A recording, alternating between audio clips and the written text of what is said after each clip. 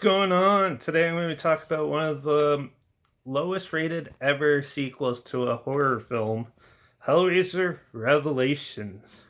Released by Dimension Films under the Dimension Extreme label. Released October 18th, 2011. Starring Stephen Smith Collins as Pinhead and the god awful actor Nick Iserman. He was absolutely terrible in this. And written by Gary J. Tunnicliffe and directed by Victor Garcia, who actually has done some interesting films like Return to House on Haunted Hills, sequel, the remake, Mirrors 2, and the actually pretty surprisingly good The Damned. So I'll probably talk about that one in a future video. But yeah, and it had a budget of $300,000. This was, a lot of people know the backstory of this. This is basically what the last like 5 sequels were. They're just rehashes to keep the rights to the Hellraiser series. If they take too much time and they don't make another one, they basically, just to hold on to the rights, they have to put out a film every couple years. So this is just one of those. Now the difference is this one was actually written as a Hellraiser film, where it has some interesting aspects that I think a lot of people overlook of this. So I went into this with an open mind. This was my first time ever seeing this. Like, I heard all about all the controversy. I'm like, I have to watch this. Like, I absolutely love films that people hate. So so I sat down and watched it. And yeah, it wasn't that good, but I've definitely seen way, way worse. Like Hereditary. But yeah, we'll come back to that in the future video. But yeah, Hellraiser Revelations basically is a convoluted story. It starts off with a found footage of two friends going to Mexico trying to get away, and for like spring break almost or something like that, and they hook up with some hookers and stuff. Or one thing, and then it also has cutaways of the guy filming his friend opening the box, the Hellraiser box.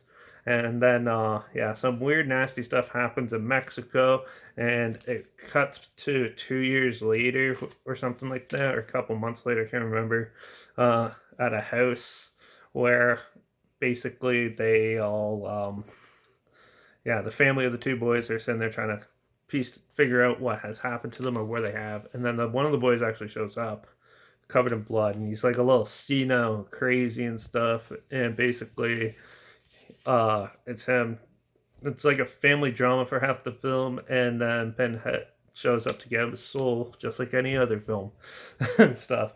That's the best way for me to sum this film up. It's a little bit, it's pretty messy.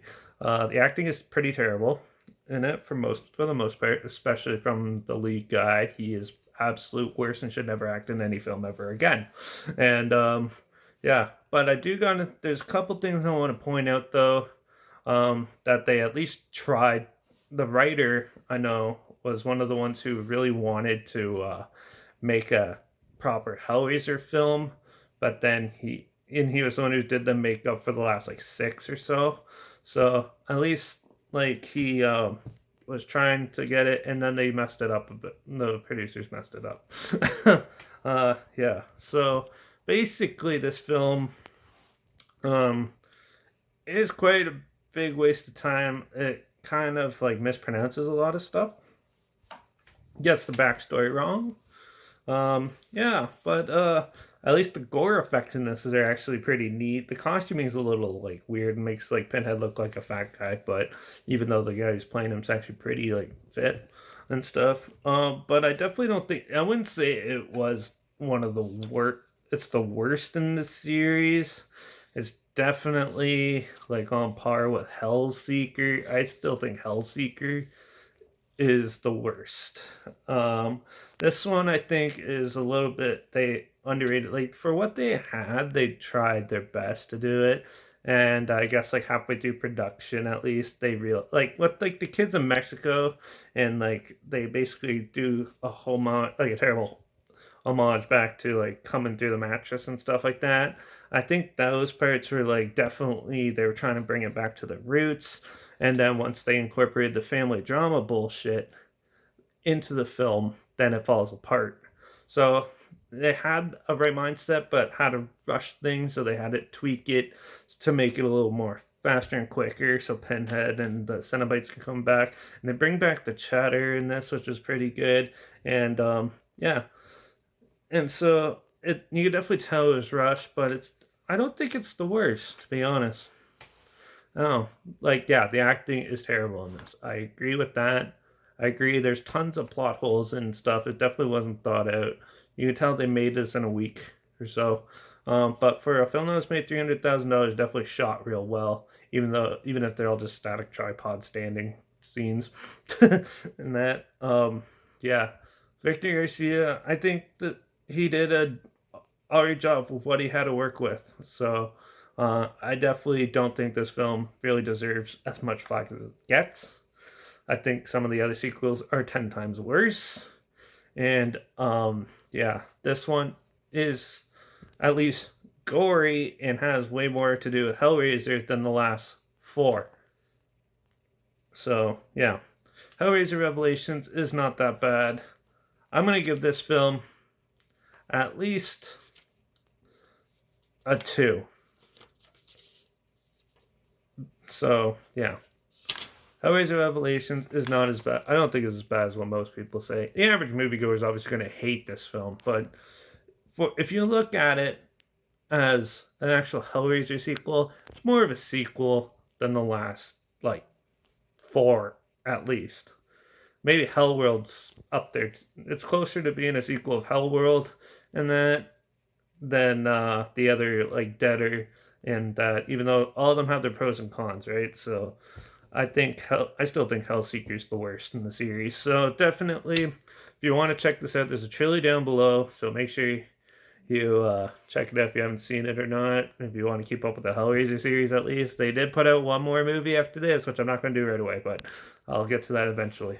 But yeah, I definitely didn't think it was the worst in the series, like majority of the people agree upon. So yeah, definitely check it out if you want to.